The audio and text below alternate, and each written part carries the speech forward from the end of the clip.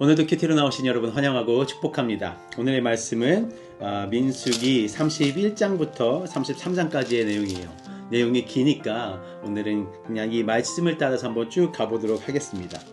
자, 31장에서는 미디안이라는 나라가 나오죠. 이 나라는 이미 우리가 봤듯이 25장에서 이스라엘 백성들을 유혹해서 그 모압 여자와 미디안 여자들이 하나님께 이스라엘을 범죄하게 하는, 음행하게 하는 그런 범죄로 인해서 엄청나게 많은 사람 24,000명이 죽는 일이 일어나죠.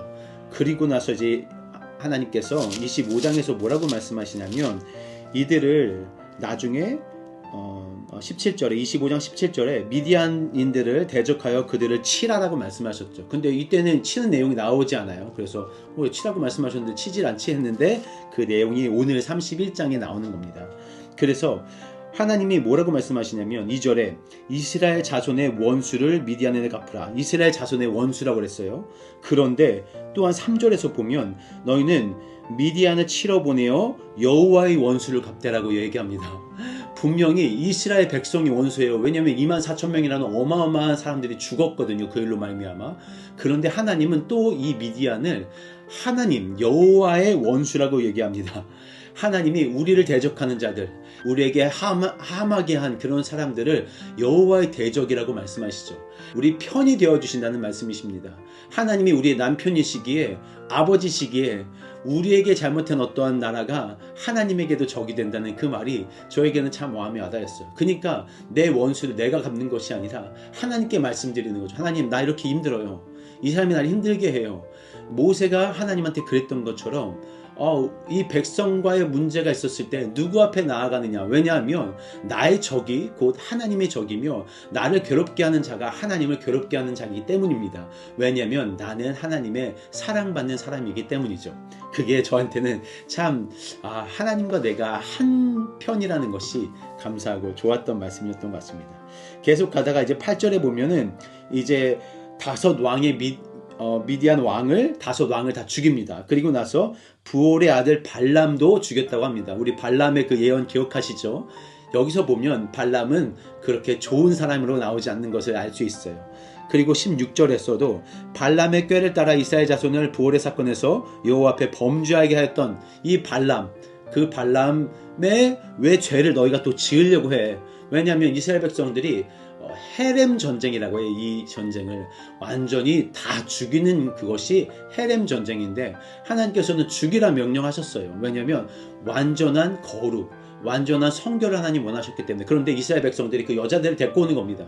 그러면 어떤 일이 일어나요? 이미 그 여자가 그 미디안 사람들과 이렇게 관계를 함으로써 그 사람 안에 이미 미디안의 그 자손이 있을 수 있다는 거거든요.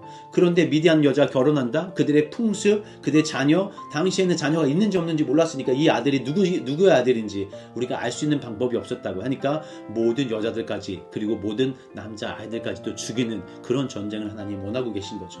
하나님이 잔인하다고 생각될 수도 있겠지만 여기서 하나님이 우리에게 원하시는 것은 완전한 성결. 이스라엘 백성들이 가나안을 쳤을 때도 여호수아에게 분명히 말씀하시죠. 너희는 헤렘 전쟁을 해야 된다. 완전히 진멸하는 전쟁을 해야 된다 말씀하시는 거죠. 그러니까 우리의 마음 가운데, 우리의 어떤 전쟁 가운데 적을 남겨두지 말고 우리의 어떤 조그만 것들, 이 정도는 괜찮지 않을까? 그것을 남겨두지 말고 완전히 제하라는 하나님의 말씀이었습니다. 그리고 너무나 큰 승리를 얻은 거예요. 그래서 어마어마한 땅을 이제 갖게 됩니다. 그것을 전리품을 분배하는 일이 일어나죠. 그때 이 개수된 것을 보면 어마어마합니다. 지금의 환산으로 해보면 한 1조 정도가 넘는 어마어마한 그런 이 전리품을 얻게 됐는데 그때 보면 이스라엘 자손의 반은 그 군대에게 주었고 나머지 반은 이스라엘 모든 백성에게 나눠주었어요. 그러니까 군대에 나갔던 사람들이 얼마나 많은 전리품을 받았겠습니까? 그런데 48절에서 보면 군대 사람들이 이제 천부장과 백부장들이 모세 앞에 나와서 말해요. 모세, 우리가 전쟁에서 거의 상함이 없이 이 전쟁을 다 이겼어요.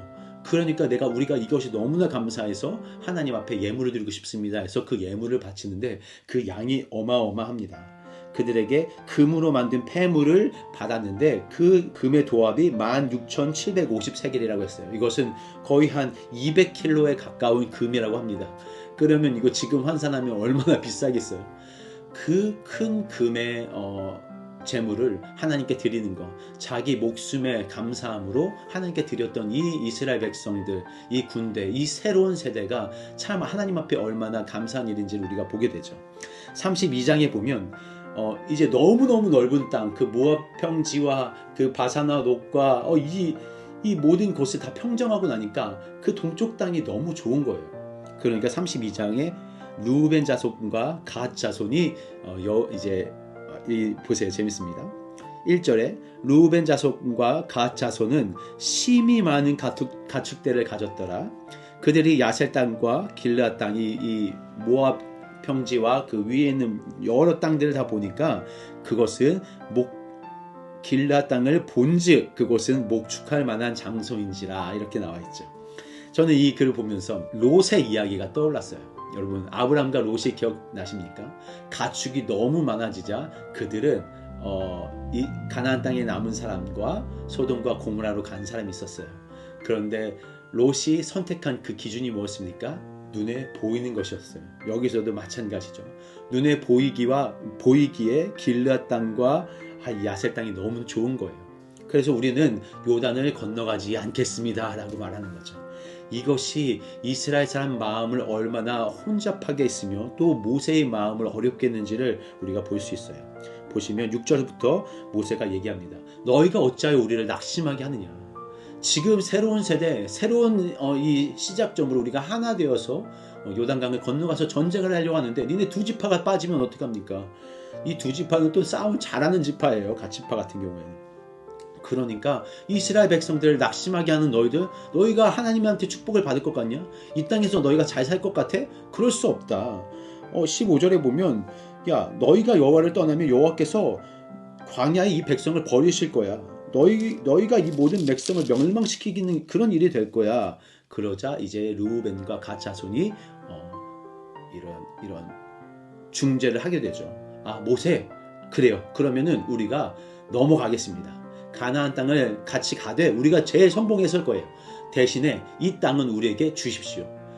이 땅에 우리 아녀자들과 아이들을 남겨놓을게요. 그리고선 우리는 전투병 맨 앞에 나아가서 여호와 앞에서 싸우겠습니다 라고 얘기하죠.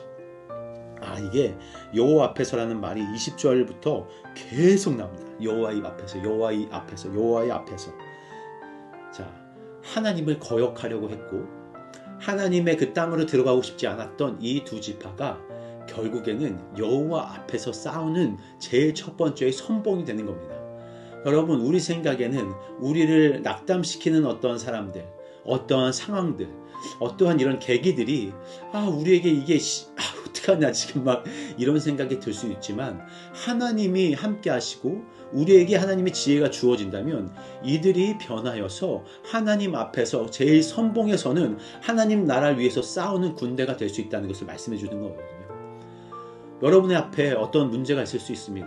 어떠한 어려움이 있을 수 있죠. 그러나 그 어려움은 하나님께서 한번 바꾸시면 그 앞에서 완전히 변화되는 일이 일어나는 겁니다.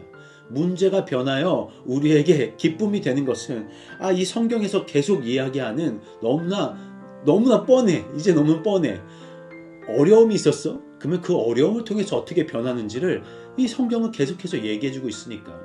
어려움을 만난다는 것은 하나님께서 준비하신 어떠한 다른 넥스 스텝의 하나님의 그런 준비의 과정이라고 여러분 확실히 믿으셔도 저는 이걸 진짜 신뢰합니다. 성경이 그렇게 이야기하고 있잖아요.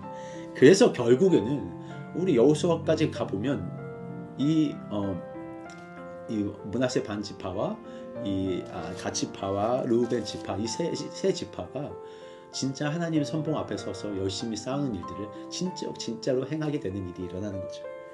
참 이게 하나님 어려움을 기쁨으로 바꾸신다. 그 신뢰가 여러분 가운데도 있기를 기도합니다. 이제 33장에서는 이스라엘 백성이 어떻게 그 애굽 라암셋부터 지금 이 모압 평양까지가 지나왔는지를 모든 여정을 다 쭉 설명합니다. 이 내용이 막 어디서 떠나서 어디에 머물렀고 어디에 떠나서 어디에 머물렀고 마치 족보와 같아요. 여러분 족보는 왜 나옵니까?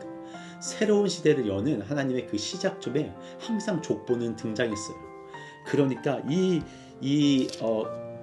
기간, 이 모든 장소가 하나하나 지나가는 모든 것들을 보아도 하나님의 새로운 역사를 시작하신다는 의미와 같습니다. 그리고 우리가 족보에서도 보면 알듯이 중간중간에 하나님이 넣고 싶은 내용들이 조금 더 추가돼서 나오죠. 여자의 이름이 나온다든가, 다윗왕이 구별돼서 좀 더 부각돼서 나온다든가, 하나님의 어떠한 의도를 가지고 그곳에 중간중간 하나님이 원하시는 말씀을 족보 사이에 껴놓거든요. 그런데 이 33장의 지형에서도 마찬가지입니다. 하나님이 껴놓고 싶은 상황들이 있었어요. 어떤 상황이죠? 바로 여러 군데가 있는데 몇 개만 보면 8절에 보면 하이롯 앞을 떠나 광야를 바라보고 바다 가운데를 지났다. 이 내용을 하나님 넣으시는 거죠. 하나님이 그 홍해 사건을 기억하고 싶으신 거예요. 9절에 보면 마라를 떠나 엘림에 이르니 엘림에는 샘물 12과 종려 70그루가 있었다. 너무나 평화롭고 풍요로운 곳이었던 거죠. 마라가 어떤 곳입니까? 물이 없어서 처음으로 이스라엘 백성들이 모세에게 원망하고 하나님 원망했던 그때예요. 마라의 쓴물 여러분 기억하시나요? 그런데 그 쓴물에서 하나님 물이 달게 하시고 그 이후에 엘림으로 이끄셨어요. 풍요로운 곳, 샘물이 어마어마하게 많고 종려나무가 어마어마하게 많았던 쉼이 있던 곳으로 이 이스라엘 백성들이 이끄셨던 그때를 하나님은 말씀하고 계시는 겁니다. 또한 어떠죠? 어디죠? 르비딤에서 우리의 어려웠던 때, 그때 물이 없어서 백성들도 모세를 원망했던 그때 어떤 일이 일어났어요? 반석에서 물이 나오는 거예요. 물이 나오고 그때 아말렉이 쳐들어오는데 아말렉에서 완전한 여호와 니시의 승리가 이루어지게 되는 거죠. 어려움 뒤에는 승리가 주어진다는 그것이 또 이곳에서 나오죠. 그리고 우리의 실패를 하나님은 다 적어놓기 원하시는 거예요. 너의 이런 반역했던 그때를 하나님 숨기지 않으시죠. 그런데 하나님이 이 모든 여정을 어떻게 바라보시냐? 그것이 33장 1절에 나와요. 모세와 아론의 인도로 대오를 갖추어 애굽을 떠났다고 했어요. 이 백성들이 오합지졸로 보였지만 하나님의 눈에는 대오를 갖춘 군대로 보셨다는 이야기입니다. 흔들릴 때가 있죠. 무너질 때가 있어요. 배반할 때가 있고 어려움이 닥치는 경우가 있습니다. 하지만 우리 가운데 하나님 말씀하시는 건 그들은 대오를 정렬해서 내가 원하는 곳으로 갔다라는 거예요. 참 이게 재밌고 참 하나님이 신기하고 너무 이렇게 짜임새 있으시다라는 생각들이 들었습니다. 또한 38절에서 아론이 죽게 되죠. 아론이 죽으면서 이전 세대와 이후 세대가 구분되는 일들이 일어납니다. 40절에서는 가나안 땅에 있는 사람 아랏 왕이 그들이 온다는 소식을 들어요. 소식을 듣고 두려워 떱니다. 그것은 우리 라합에 대해서 보면 여러분 나오죠. 라합이 그렇잖아요. 우리가 여러분의 소식을 듣고 여기서 다 두려워 떨고 있습니다. 그때 그 소식이 이 소식이에요. 모압을 평정했죠. 미디안을 죽였죠. 그리고 바산왕 이 모든 옥과 시온왕 그 모든 것을 다 정령했을 때 얼마나 가나안이 두렵겠습니까? 그런 내용이 또 여기에 이렇게 숨겨져 있는 거죠. 그리고 마지막으로는 하나님께서 가나안 땅에 들어가고 나서 너희가 어떻게 해야 될 것을 또 명령하고 계세요. 반드시 헤렘 전쟁을 해야 된다. 그들을 멸절해야 된다. 점령해야 된다 말씀하시고 마지막에 그렇지 아니하였을 때 그 내용도 이렇게 주어지면서 하나님의 모든 플랜들이 하나하나 하나님이 원하시는 방향으로 이끌어져 가고 있음을 우리가 볼 수 있습니다. 이 모든 내용을 볼 때 하나님 우리의 편이 되어주시고 우리의 하나님은 우리의 편에서 나의 원수가 하나님의 원수가 되는 것을 보여주시고 또한 우리의 모든 여정을 통하여서 하나님 어떻게 우리를 이끌고 계시는지 우리가 삐걱거리고 우리의 실패에도 불구하고 실패 이후에 오는 그 하나님의 승리를 맛보게 하는 그런 모든 기록들 우리의 삶의 기록들을 하나님 하나하나 써가고 계신다는 것 참 우리가 봐야 될 내용 아닌가. 오늘 하루에 하나님이 오늘 나를 쓰신다면 어떤 방식으로 쓰실까? 오늘 나의 실패를 쓰실 수도 있고 나의 승리의 하루가 될 수도 있는데 여러분 어떤 하루가 되길 원하세요? 하나님의 편에 서서 하나님께 여러분의 마음을 아뢰는 하루 되시기를 기도합니다.